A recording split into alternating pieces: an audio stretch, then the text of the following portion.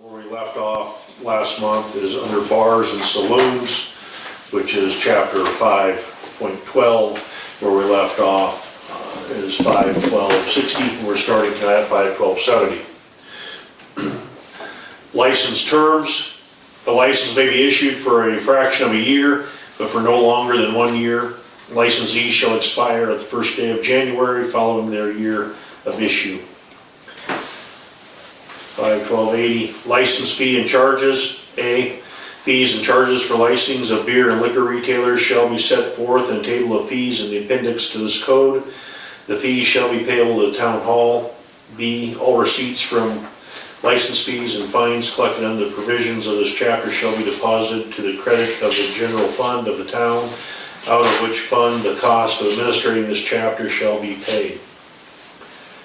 5.12.90, regulatory statutes adopted. All prohibitory and regulatory provisions of the Montana Beer Act and the Montana Retail Liquor License Act are adopted and are binding within the meaning of this chapter. 5.12.100, license display. Any person licensed under this chapter for the retail sale of beer or liquor shall display such license in a conspicuous place in the premises and shall produce it at all request of the chief of police. 5.12.110, inspection, right of entry. The chief of police shall have the right to enter the licensed premises or part thereof to exercise police supervision in maintaining the public peace and to inspect for compliance and the provisions of this chapter. 5.12.120, fictitious names. No business shall be carried under any license issued under this chapter except the name of the licensee. 5.12.130, license revocation, initiation. The town council may upon its own motion and shall upon a written verified complaint of any other person investigate the action and operation of any licensee and shall have the power to temporarily suspend or permanently revoke a license issued under this chapter for violation of any of the provisions of this chapter. 5.12.140, license revocation, notice of complaint. A, upon the filing with the town council of a verified complaint charging the licensee with the commission of any act which would be cause for the suspension or revocation of a license, the council shall issue a citation directing the licensee to appear before the council within 10 days after the date of the service of the citation, and by filing this verified answer show cause why its license should not be suspended or revoked. B, service of the complaint may be effected by personal service on the licensee by the city police or by mailing a registered letter to the licensee's last address of record. The service shall include the citation and true copy of the complaint. Failure of the license to answer shall be grounds for council to suspend or revoke the license. 5.12.150, license revocation hearing.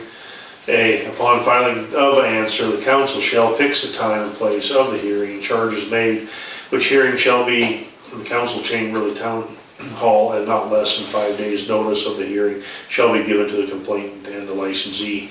The notice of the hearing shall be served in the same manner as a citation with the notice of the hearing to the complainant. There shall be attached a true copy of the answer of the licensee. If either party has appeared by counsel, the notice shall be given in the same like manner to the counsel of said party. C, upon the hearing of the council shall hear the evidence presented, which may be in the form of oral testimony or affidavit or both. After the hearing has been concluded, the council shall within 10 days render this decision in writing stating the reasonable thereafter. Notice of this decision with a copy thereof shall be served upon the parties in manner provided in this notice. D, when the council has revoked or canceled a license previously issued by it, the council shall notify the licensee in writing by registered mail of its action, giving the reasons therefor. 5.12.160, license revocation, renewal after revocation. After suspension or revocation of a license, the council shall have the power to renew the same in its direction of proper showing thereof has been made. 5.12.170, hours of operation. No beer or liquor shall be sold, offered for sale, or given away upon any premises licensed to sell beer or liquor at a retail in this town during the hours of 2 a.m. and 8 a.m. on any day. 512-180 violation penalty. Any person violating any of the provisions of those chapters shall be subject to the penalty provided in Title I of this code. In addition, if such licensee is convicted of any of the offense under this chapter, his license may be immediately revoked. 520, merchants and manufacturers. 520.10, resident merchants. Any person carrying on business by selling at a retail, wholesale, or any other product or merchandising from a regular and fixed place of business shall obtain a resident merchant's license from the town. These persons and businesses shall include, but are not limited to, vendors of any produce or products, bakeries, cafes, restaurants, creameries, milk buying stations, drugstores, greenhouses, nurseries, garages, grain and bean elevators, gasoline, oil dealers, feed dealers, livestock dealers, grocers, jewelers, junk and hide dealers, all retail stores, and all other businesses, establishments of a similar nature within town. Manufacturers, any person carrying on businesses as a manufacturer of a product or commodity shall obtain a manufacturer's business license from the town. Chapter 524, personal services. 524.10, license requirements. Any person carrying on a business in an occupation which consists primarily of extending service to the public shall obtain a personal service business license from the town. These persons shall include, but are not limited to, persons engaged in business of advertising, auctioneers, auto repairs only, builders, brokers, credit bureaus, dry cleaners, electricians, insurance, laundries, plumbing shops, tailors, welding, any other business or occupation of similar nature. 524.20, exemptions. Persons holding a state license as barbers, cosmetologists, massage therapists, real estate brokers, or real estate salesmen shall be exempt from the personal service business license under the provisions of the MCA 3730-307. Professional persons, Chapter 528, license, 528.10, license requirements. Any person engaged in a recognized professional shall obtain a professional business license from the town. The recognized professions shall include, but not limited to, abstractors, accountants, chiropractors, naturopaths, collists, opticians, osteopaths, undertakers, morticians, and all allied or similar professions. Recognized professions shall be made others who profess to practice a healing, curing, or corrective art or ability of valuable consideration. 520.20 exemptions. Attorneys, licensed physicians, dentists, architects, chiropractors, veterinarians, engineers, and land surveyors shall be exempt from the professional license requirement under the provisions of MCA. Chapter 532, public service. 532.10, financial institutions. Any person carrying on business as a financial institution, including banks, savings and loans, credit unions, money lenders, pawnbrokers, and all other businesses of a similar nature shall obtain a financial institution business license from the town. 532.20, utilities. Any person carrying on business as a gas company, electric company, telegraph company, telephone company, or other utility company of a similar nature shall obtain a utility business license from the town. 532.30, hotels and motels. Any person operating a hotel or motel shall obtain a hotel motel license from the town. 532.40, trailer courts and rooming houses. Any person operating a trailer court, tourist park, or lodging house or rooming house shall obtain a trailer court rooming house business license from the town. Chapter 534, medical marijuana. 534.10. It is unlawful for any individual, partnership, or limited liability company, corporation, or other business entity to engage in the retail sale of medical marijuana within the town of Hot Springs without first obtaining both a business license and a special permit to that business license to sell medical marijuana. 534.20, licensing requirements. In order to obtain a permit for the sale of medical marijuana, individual must submit an application for a business license and application for a special business permit for the sale of medical marijuana. In order to obtain a special business permit, an applicant must comply with the following. An application form adopted by the town to obtain a special business permit for the sale of medical marijuana. Such application shall include authorization for a criminal background check of the applicant. A permit may not be awarded to an individual who has been convicted of a felony drug charge.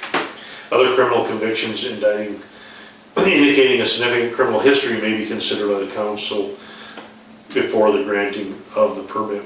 Home-based businesses are not eligible for the special permit. 53430 permit fee security system.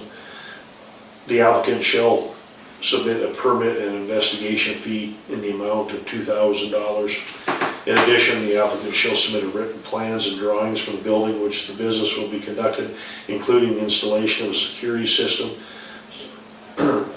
significantly adequate to deter and or lead to the apprehension of the perpetrator of the theft, burglary, or other crimes committed on the ground of the premises. 53440.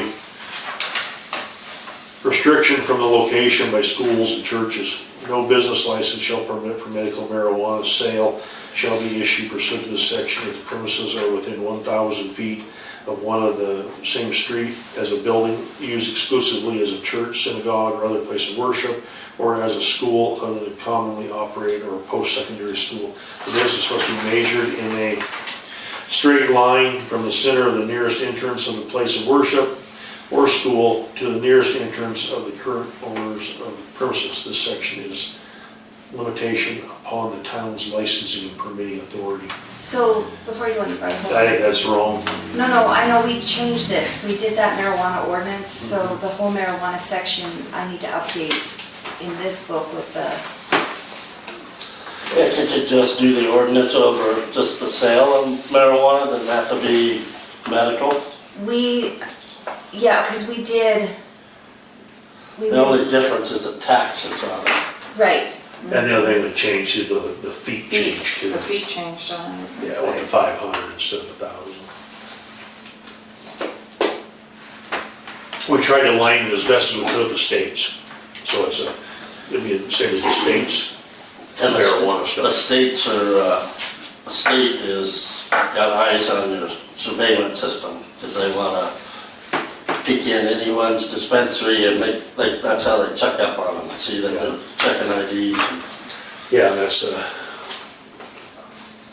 so that all needs to be updated in conjunction with the other medical marijuana stuff that we have.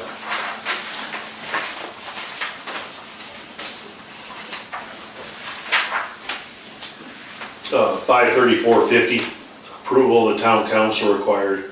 Any special business permit for the retail sale of medical marijuana must be approved by a vote of either a regular or special meeting of the town council, allowing sufficient time for the public to comment. To approve the permit, the town council must, to its satisfaction, receive the following information. Proof of the payment of the permit fee. B, the successful completion of the background check and installation of a security system as approved by the chief of police or designated officer. C, compliance with the restrictions in this ordinance concerning the distance from the churches or schools and not being located in a home-based business. D, compliance with other town zoning laws. E, compliance with the requirements and restrictions of the state of Montana medical marijuana code as set forth in MCA 5046-101. So this is our updated, the marijuana ordinance updated, completely updated. We did this already, so I just need to put this in. What we probably need to do is you probably need to, Because our we did the whole 90-day everything of this. It right, just- I know that, but you have to take 534 out We have to and vote it add out. or mirror it to that. Can it be recreational and medical marijuana all under the same? We did, we already Heading did that. and- Yeah, we already did that. This is the ordinance that we created already. What's the number of it? I think we were just updating the current one to this. So we So don't are have we that though. replacing it? Yeah, we replaced the entire marijuana section, the medical marijuana, with this to include recreational marijuana when we did this ordinance. I think,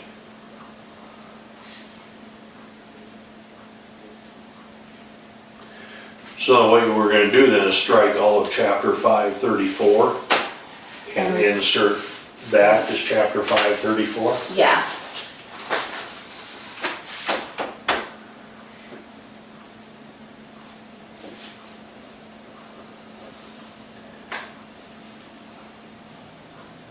Does that have the special fees in it for? Yeah, it does.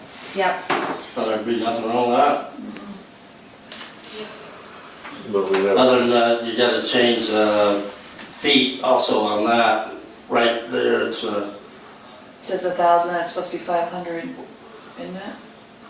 It's, one second, within 500 feet of, and on the same street as, building used as church, synagogue, or place of worship. right, you know, It's a there's school. 1,000 or number 4. Okay, so that's the one that needs, and it, But what we're gonna have is a copy of that, so you need to strike this and then have that inserted, because we don't have a copy of that. okay.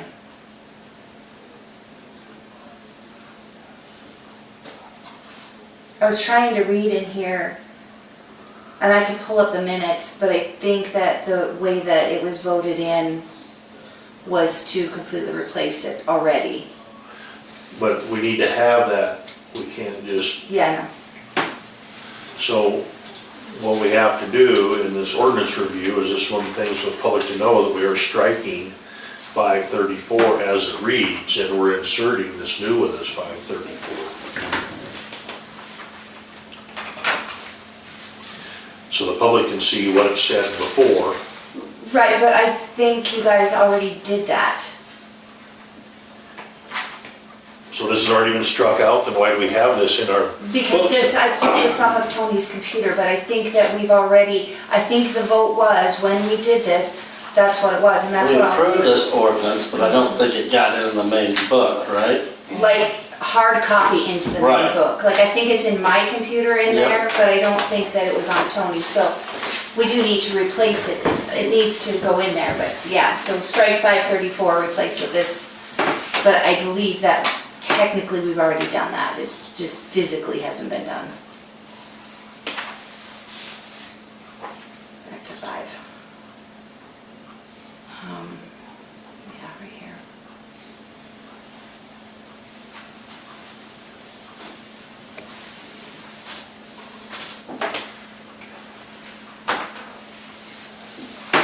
So we'll just skip it then, since we don't actually have the proper paperwork here.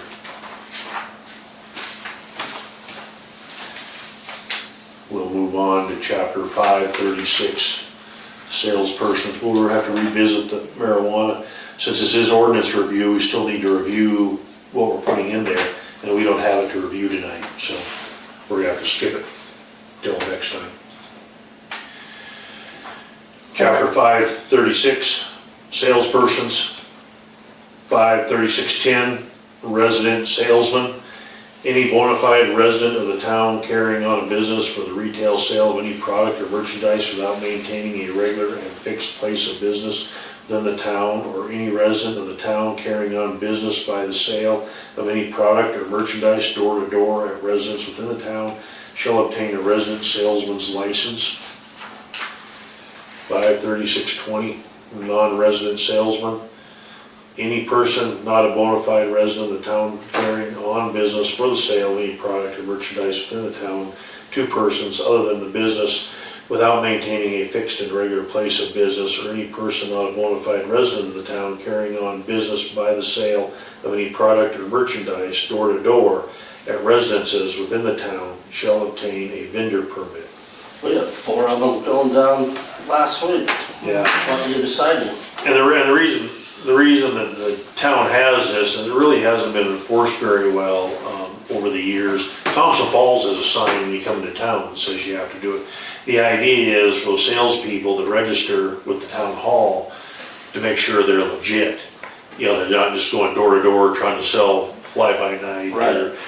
Or, you know, take advantage of older people, selling them something and never delivering it or whatever. That way they have the person's information, and then they can come back if there's any complaints. Then over the years, I know we had some salesmen show up at like 10 o'clock at night, just walk right in the house. They were on something and claimed they were selling vacuum cleaners and just walk right in and they're in the kitchen, like what?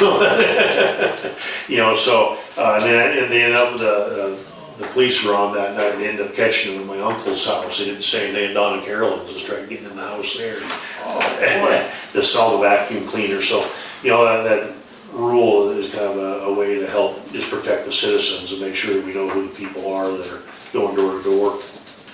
Under 53620 under B, additional requirements. In addition to providing the information necessary to complete the basic application for a town business license, an applicant for the non-resident salesman license shall give brief description, list of the products or merchandise to be offered for sale by him, state whether the total value of any sale to be made by him will exceed $25, read and sign a statement indicating that he has read MCA Title 30, Chapter 14, Part 5, entitled Personal Solicitation Sales.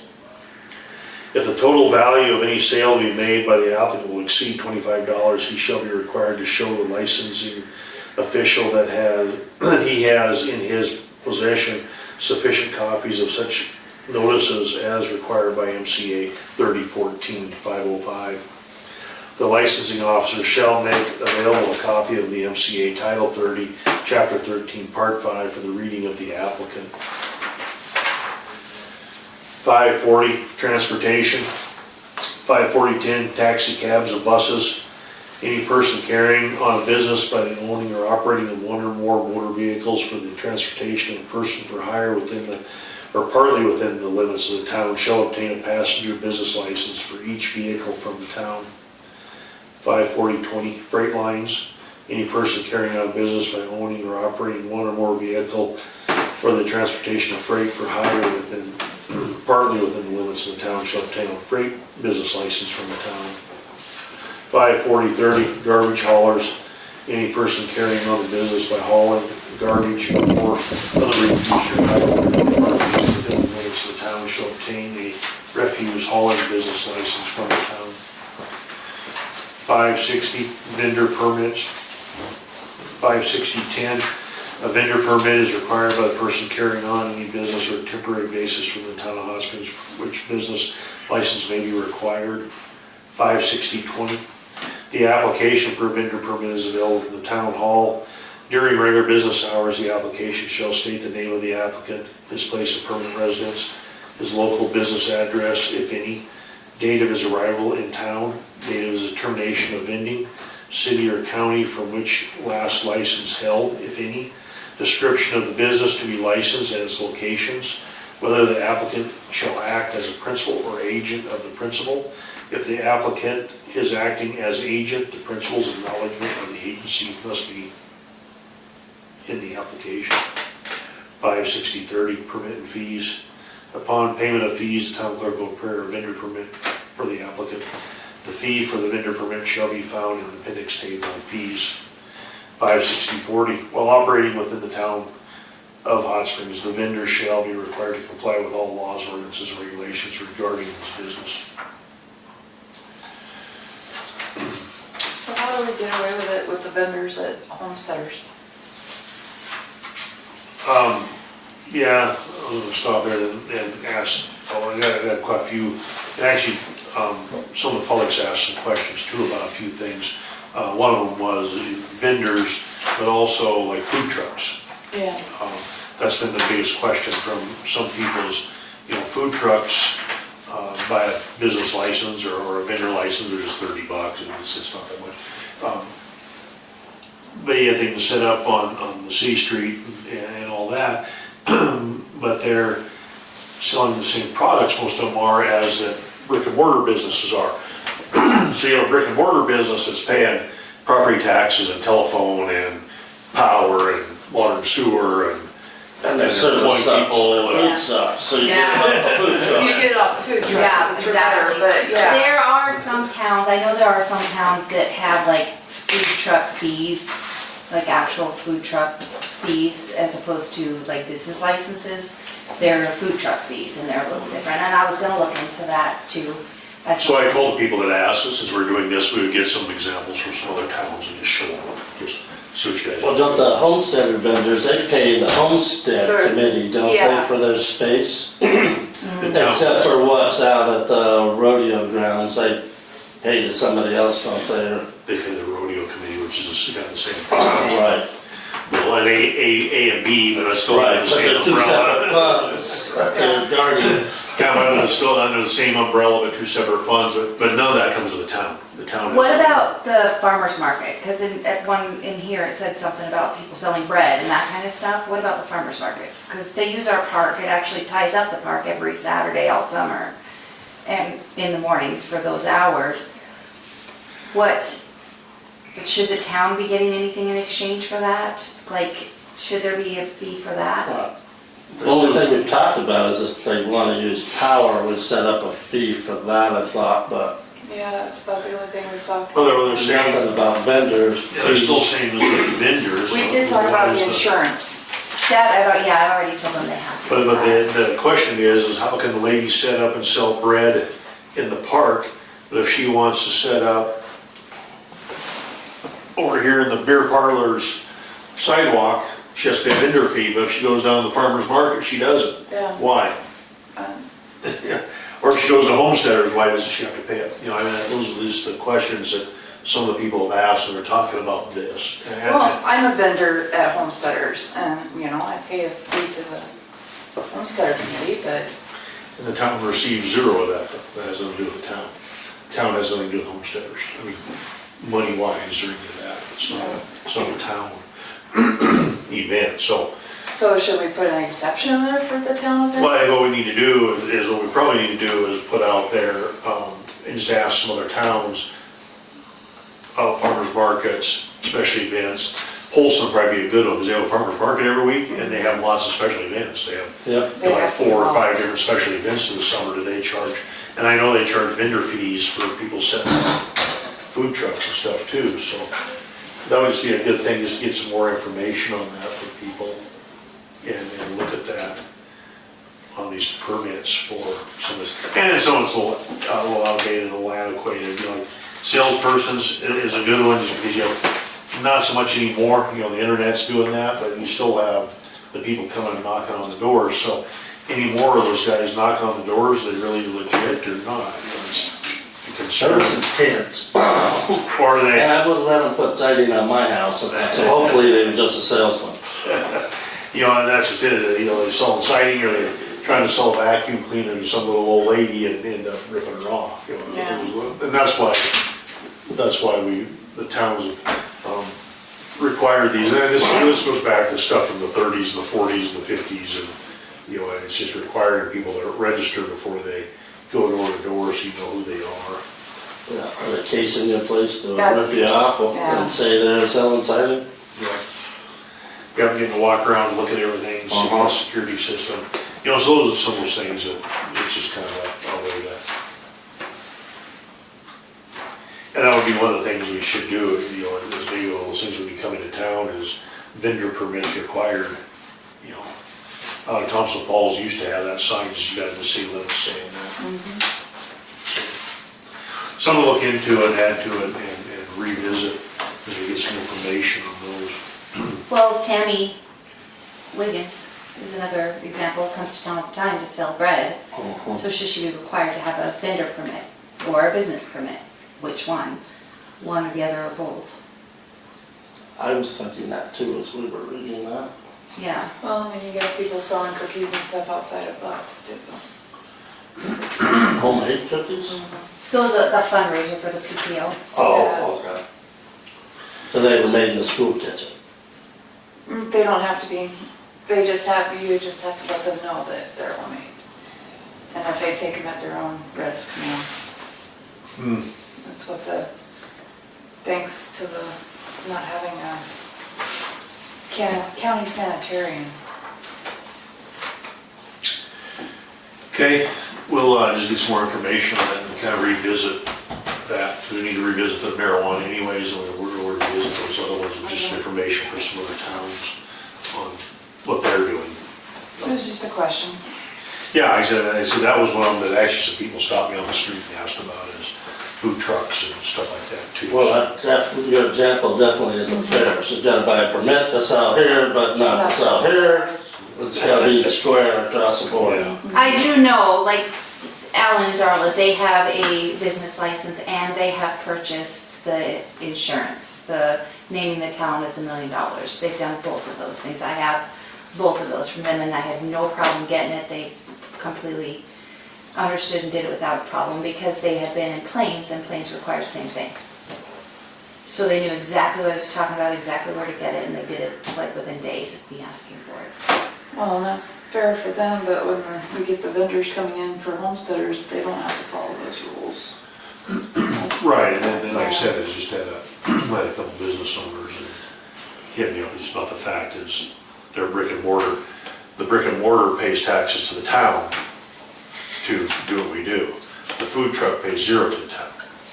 So, those are just some of those things that, and it is what it is, but it's just a question asked, so I'm told I'd relay it on, so. So for the homesteaders, keep bringing up the homesteaders for the vendors, the only thing is, like, we have an exception to like our camper ordinance for homesteaders because it's an event for the whole town.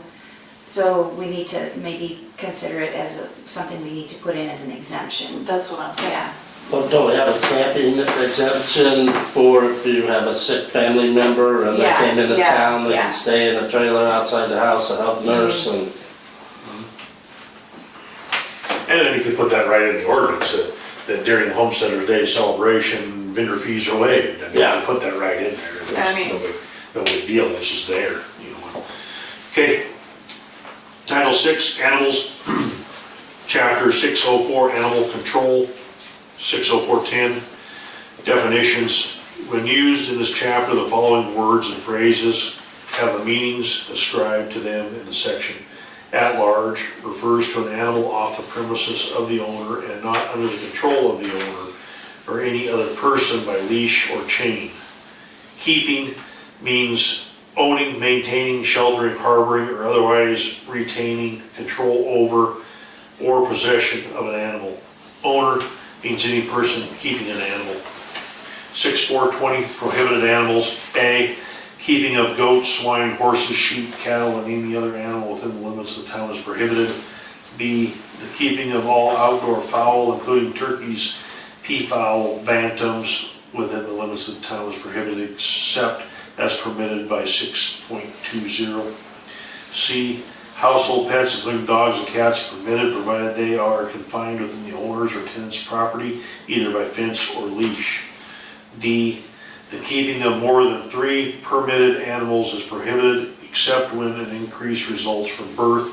The owner shall have 90 days to wean such animals and reduce the excess to the number permitted. 6.460, cruelty to animals. It is prohibited for any person to willfully or cruelly inflict pain upon or injure any animal. 6.470, violation, penalty. Failure to comply with the requirements, prohibitions, or standards of this chapter after reasonable notice where applicable will render the owner or violator subject to a fine of not less than $50 nor more than $500. 6.8, dog license and regulations.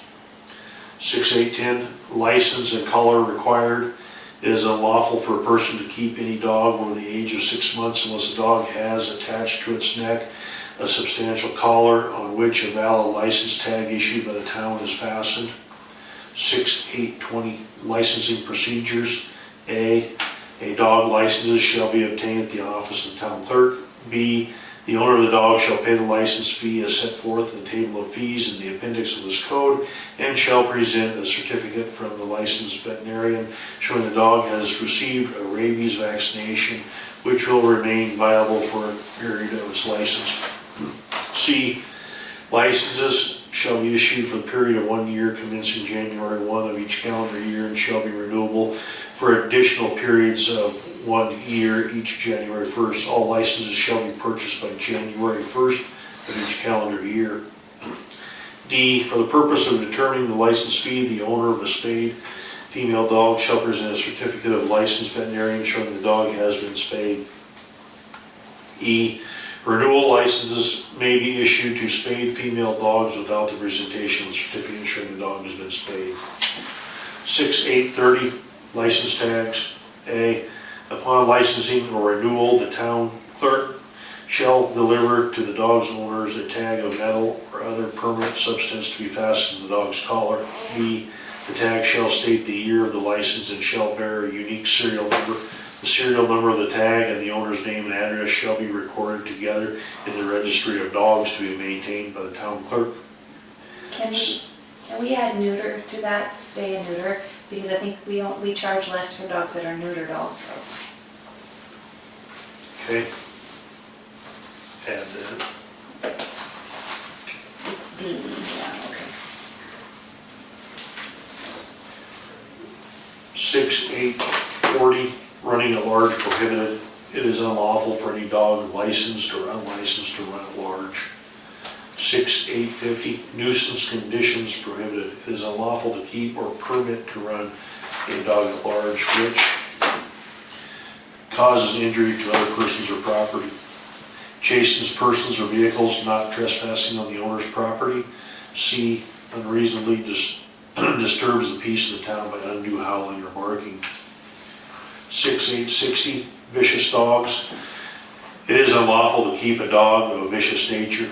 The mayor and chief of police are empowered to restrain, control, kill, or quarantine any vicious dog, whether such dog be licensed or unlicensed. A vicious dog is defined as one which bites or attempts to bite any human being without provocation, or which harasses, chases, bites, or attempts to bite any other animal.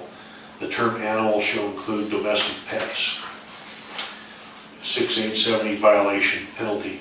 Failure to comply with the requirements of this chapter will be subject to the owner or violator to the following fines. Unlicensed dogs, the fee for the dog license plus first offense 25, second offense 50, third offense 75. Dogs at large, the fee for impoundment plus first offense 50, second offense 100, third offense 150, subsequent offenses 200 each occurrence. C, vicious dogs, the fee for impoundment, euthanasia, restitution to the victim, plus any other expenses incurred by the town to control or incarcerate a vicious dog, plus a minimum fine of $100. 6/12, impoundment of animals. 6/12/10, authority. Any animal kept or allowed to run at large in violation of the provisions of this title may be seized and impounded by any law enforcement officer. 6/12/20, notice of impoundment of a licensed animal. The impounding officer shall give notice of the impoundment of any licensed animal by causing personal service on the owner or the same responsible person at the owner's residence or place of business. If such person cannot be found, notice shall be given by detention of the animal and by posting the information of impoundment in 2 separate places in town. Unlicensed animals will be considered abandoned and disposed of per 6/12/40 without posted notice. 6/12/30, redemption of impounded animals. A, the owner must redeem the impounded animal within 4 days after the giving of notice, or it shall be subject to disposal under the provisions of this chapter. B, at the time of redemption of the owner shall pay for such impounding fees plus the license fees of an unlicensed dog as shall be set forth in the table of fees in the appendix of this code. 6/12/40, disposition of unclaimed animals. A, the refusal or failure of the owner to redeem the animal and pay the impounding fee shall be held to be abandonment of the animal by the owner. B, the chief of police may offer the animal for sale. The sale and certificate of sale shall confer title and ownership of the animal, fee of all claims and interest of the previous owner, provided the purchaser pay the outstanding impoundment fees plus licensing fees. C, in the event that the animal is not purchased or redeemed, it may be disposed of in a humane manner by a law enforcement officer or veterinarian. D, whenever an animal is to be disposed of under this chapter, any persons may apply to the police court for permission to remove the animal permanently from the municipality. Upon such persons filing with the court his written agreement to remove the animal from the municipality, paying the outstanding impoundment fees, and be responsible for its remaining out permanently, the Police judge may, in this discretion, make an order allowing the animal to be removed from the municipality instead of being put to death. 6/1250, records of impounded animals.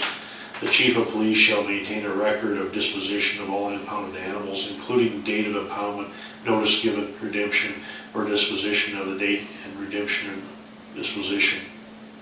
6/1260, confinement or muzzling required.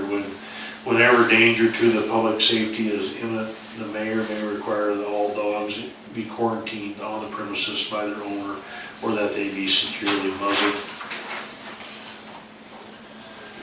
620, chickens. Chickens permitted.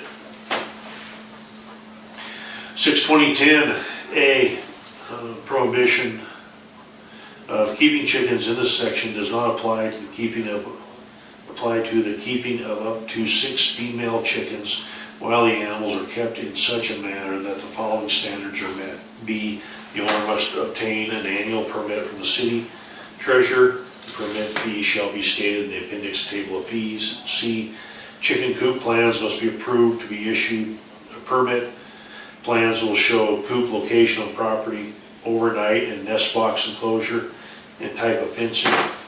Written approval must be obtained from adjacent neighbors on all sides before permit is issued. 62020, housing and setbacks. A, chickens shall be provided with a covered, predator-proof chicken house that is fire resistant and thoroughly ventilated, of sufficient size to admit free movement of the chickens, designed to be easily accessed, cleaned, and maintained by the owners, and at least 2 square feet per chicken in size. Any and all electrical wiring must meet or exceed UBC electrical codes. B, chickens must be kept on a single family parcel, and chickens may be kept on a parcel under one ownership with more than one dwelling if all residents and owner consent in writing to allowing the chickens on the property. When chickens are kept in a multi-dwelling parcel, the owner of the chicken shall keep a copy of the signed approval document for inspection upon request by animal control or law enforcement personnel. C, no chicken house shall be located closer than 20 feet to any residential structure occupied by someone other than the chicken owner, custodian, or keeper. What's UBC on the electrical? Oh, uniform building codes. Not NEC, National Electrical Code? It should be, but I'm sure. Go ahead and change that. Change your what? NEC. NEC. And the chicken coop needs to be built to UBC codes.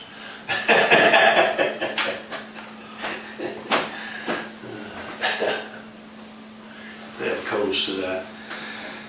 D, during daylight hours, the adult chickens shall have access to the chicken house and, whether permitting, shall have access to an outdoor enclosure on the subject property, adequately fenced to contain the chickens and to prevent access to the chickens by dogs or other predators. 62030, nuisance prohibited. A, it is unlawful for the owner, custodian, or keeper of the chickens to allow the animals to be nuisance to other neighbors, including but not limited to noxious odors from the animals or their enclosures, noise of loud and persistent habitual nature. Animal control or law enforcement personnel will determine whether or not a nuisance exists on a case-by-case basis.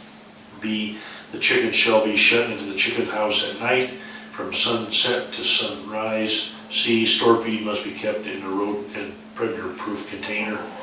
62050, violation remedy. If found in violation, chickens will be confiscated and the owner will not be allowed to have chickens for 6 months or until the problem is resolved. When we confiscate chickens, they go to the council members' bathtubs. What the where? A what? I know what's on the menu. Title 8, health and safety. 8.4.10, nuisance defined. A nuisance defined, a nuisance means a condition which endangers safety or health, is offensive to the senses, or obstructs the free use of property, so as to interfere with the comfortable enjoyment of life or property by the town or by any considerable number of persons, or any premises where persons gather for the purpose of engaging in unlawful conduct or a condition which renders dangerous for passage, any street, alley, or public passageway used by citizens or town.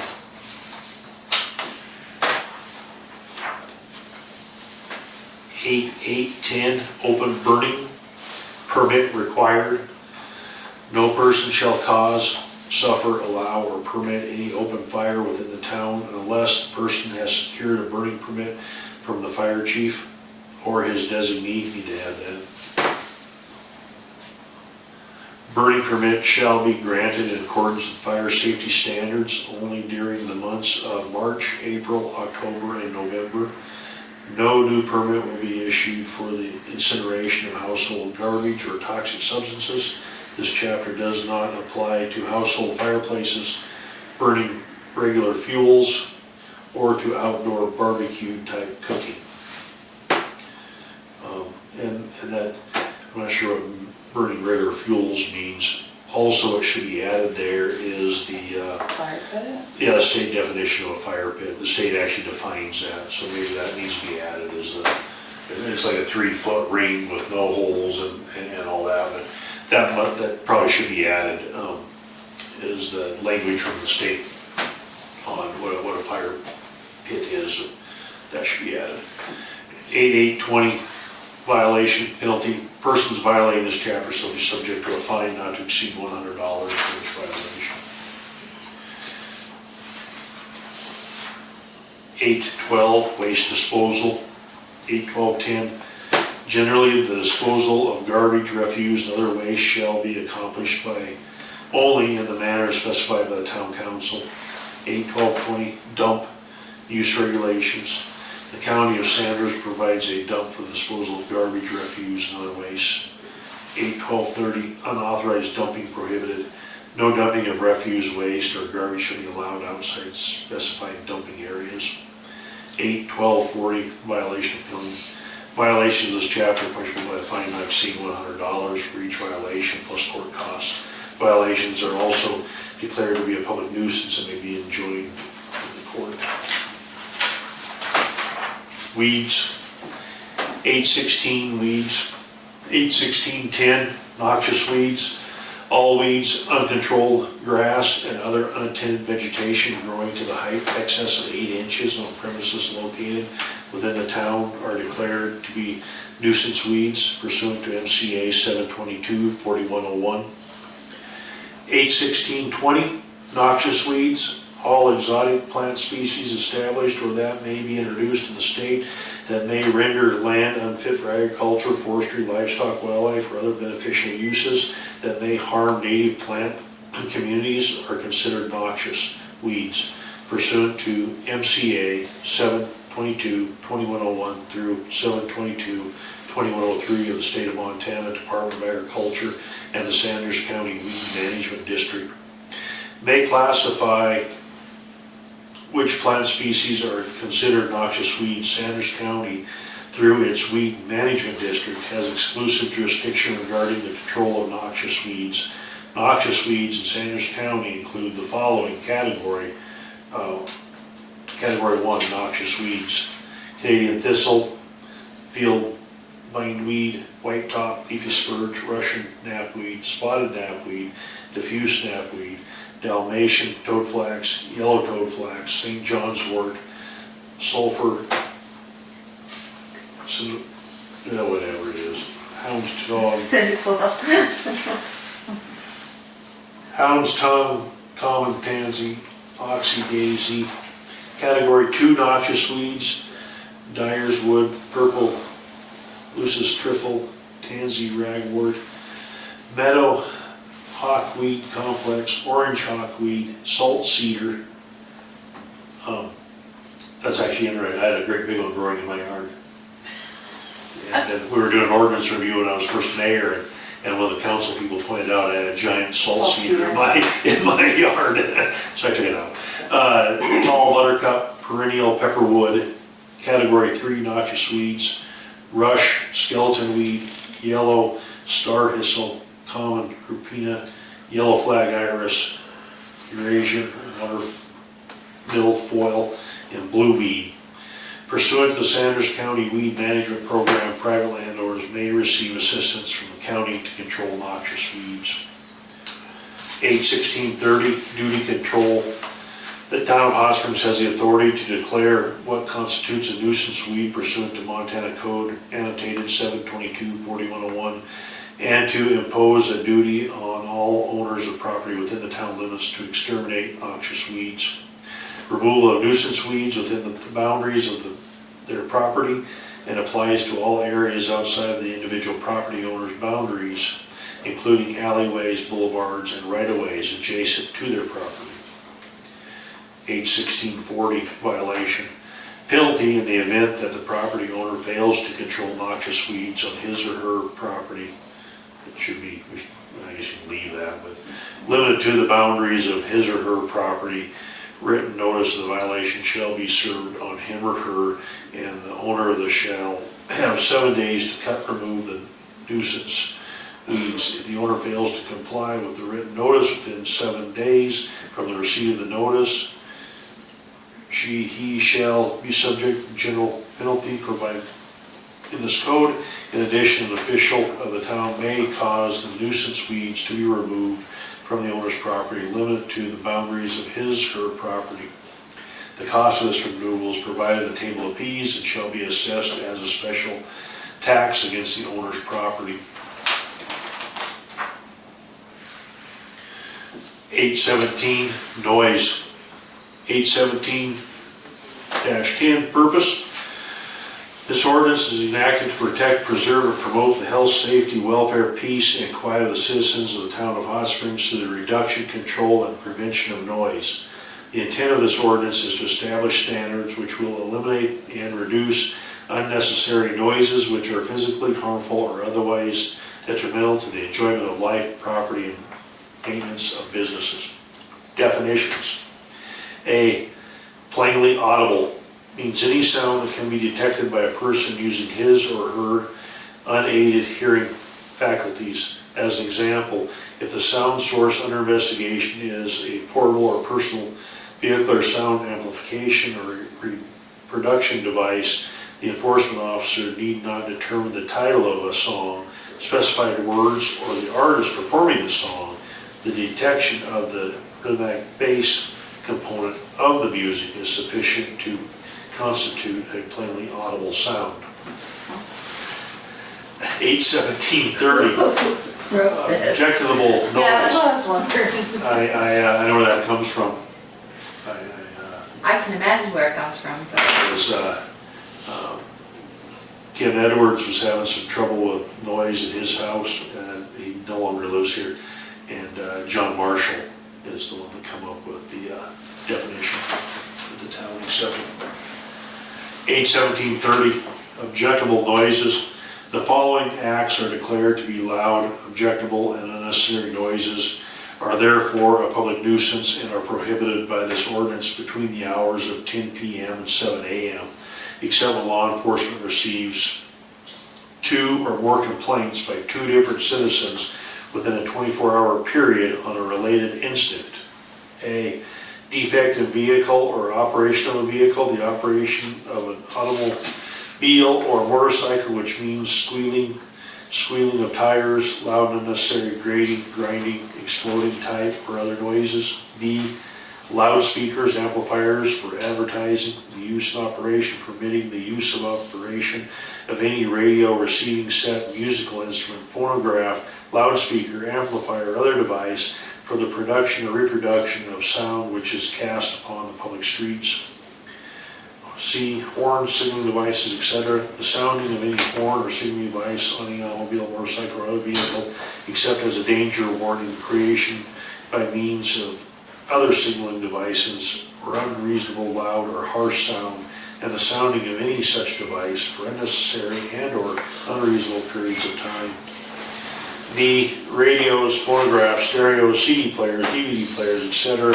The use, operation, or permitting the use or operation of any radio, television, receiving set, musical instrument, phonograph, stereo, CD player, DVD player, or other machine or device for the production or reproduction of sounds in such a manner as to disturb the peace, quiet, and comfort of the neighboring inhabitants at any time with louder than volume than is necessary for the convenient hearing for the person or persons who are in the room, vehicle, or chamber in which such machine or device is operated and who voluntarily listens thereto. Yeah. The reason these ordinances are made is because there are stories behind them. So, E, dogs, cats, and other animals. The keeping of any dog, cat, or other animal which shall become a nuisance to other person in the vicinity which such dog, cat, or other animal is kept by frequent or continued barking, howling, yelping, or screaming. Barking dogs must be inside by 10 p.m. Vocal disturbances, yelling, shouting, or making any other vocal disturbances so as to disturb, destroy, or endanger the peace or persons in the immediate vicinity of the noise or disturbance. G, construction noise, noises emitting from excavation, demolition, altercation, or repair of a building, structures, property, or highways between the hours of 10 p.m. and 7 a.m., except for emergency repairs necessary to protect people or property. H, parties or other social events. Loud or offensive noises caused by a person attending and or caused by or permitting of a person in charge of a party or social event which are plainly audible from another property or from the street. A person shall be deemed to be in charge of the party or social event when the event occurs on private property and the person is present at the party or social event, resides on the premises involved, has authorized the use of premises for the party or social event. There may be more than one person in charge for the purposes of this ordinance.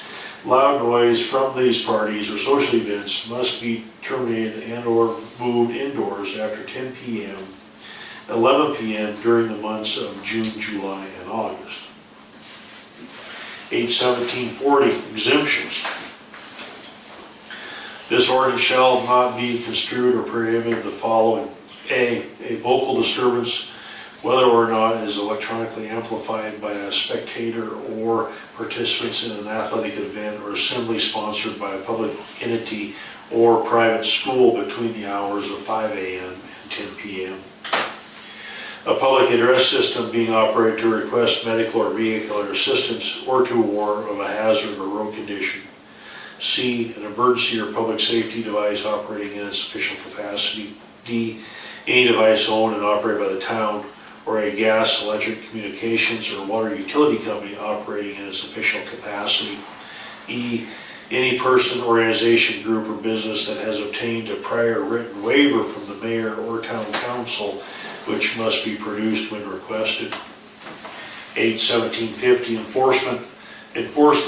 Law enforcement may respond to any complaint. However, upon receiving two separate complaints from two different citizens within a 24-hour period on a related incident, law enforcement shall respond to the complained location to enforce this ordinance. 8/1760, penalty. A warning, either written or verbal, may be given prior to a citation being issued by the first offense. A penalty of $100 may be imposed for the initial violation of this ordinance. The penalty for a second offense within a 6-month period shall be $200, and the penalty for a subsequent offense within 6 months period shall be $500. Each day the violation continues will constitute a separate violation of this ordinance. 8/1770, severability of any section, subsequent sentence, clause, phrase, or portion of this ordinance is for reason held invalid or unconstitutional by any court or competent jurisdiction. Such portion shall be deemed a separate, distinct, and independent provision, and such holding shall not affect the validity of the remaining portions hereof. Did we stop there? Yay. 7 o'clock. So start with Title 9 next time. There was a group of people Oh, that any had public played, comment? and they were playing in private residence, like those headbanger music. Every night. Almost every night, yeah. Oh, boy. Yeah, and just, the bass and such, boom, boom, boom, so in the summertime, so anyone in the neighborhood that wanted to go outside or anything, that's what you had to hear, was the squealing in the mics and that. Public comment. Is there any public comment? Stephen, He doesn't know. it's time for you to talk. It's public comment time, you have to talk, Oh, comment. because you're the only public here. I have a question. Sure. You hit the hotel regulations, like licensing requirements. Do the Airbnbs in town, have they been abiding by that, just by curiosity? No, No, we don't have an ordinance for that, we want to address that. Why would they not fall under the, That's a good existing point, ordinance? very good point. They're not Really, it sounds- required to follow the same laws or rules as a hotel or pay the same taxes as a hotel. So possibly that would be one. that would be one we should look at. Yeah, so we do need to add that into. Let's go back and get some information on Airbnbs to revisit that. Airbnbs are an interesting thing, is they're twofold. They're another thing that takes away from the town, because your Airbnbs take about rentable property. Yeah. And then they come back with, though, is if we rent to someone, that person's gonna let the grass grow up, have junk in the yard, this, because they're a renter and they're living there every day. But when you have it as an Airbnb, it's always, the grass is always kept nice, and everything's kept nice because you're trying to rent it. I mean, there's two sides to it, we've heard both. But we need to visit that now, and we need to have some regulations on it, just because there for a while, we had some interesting places as Airbnb, some of them didn't even have bathroom facilities in them. Yeah. They were renting an Airbnb and. Well, I got one on either side of me, and the big one is multi-family, so we get some big guests come in the weekend, and parking, they think they can park in my yard, and I park so that is not able, this is where you park, and the host takes the best spot in the driveway. Once in a while, they'll move across the street, but hardly ever. But that is, parking is one of the things, a lot of things that need to be addressed, and one of the things that I know, like law enforcement has said too, is usually Airbnbs get visits by law enforcement more than normal residences, because people are coming there, they're partying, they're from out of town, Yep. they get wild. And I know for a fact, my sister's Airbnb got trashed, and a bunch of people got arrested at it. Yeah. Here in town, so, Yeah. I mean, so, it's just those things that we need to have some regulations on them too. I actually Look at sent that. Scott a message and asked him here not too long ago if they'd had any chance to look at that, and he said no, but that he would get them. Yeah, Scott probably did that, he talks to a lot of people with that. Well, he's on the, Scott Zoning. Black. He's on the zoning committee. He's on the which- zoning committee too, I mean, he's in that kind of business, talking to people, so.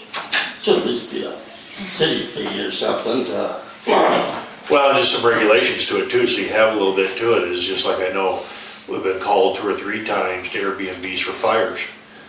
Do they go out back and build this giant fire up against a wooden fence? Yeah. Because they don't know any different, so 2 in the morning, we're out there, putting fires out too. They just need to have some more regulation for the town, just some guidelines that the owners, and part of the problem is most of the owners of somebody like the one next to you, they're all absentee owners. They don't live around here, no, they live, from Delaware. yeah, Was heading to Europe with his wife for extended time, so yeah, that's why he leaves that guy behind, just do the maintenance and collect the rent. yeah, it's kind of, we went to one with a fire call the other night, it was kind of the same deal, just some lady just watching it for them, and they're somewhere, and she leaves, and the other people come, and when they rent it, and, that's it, so. Anything else from the public?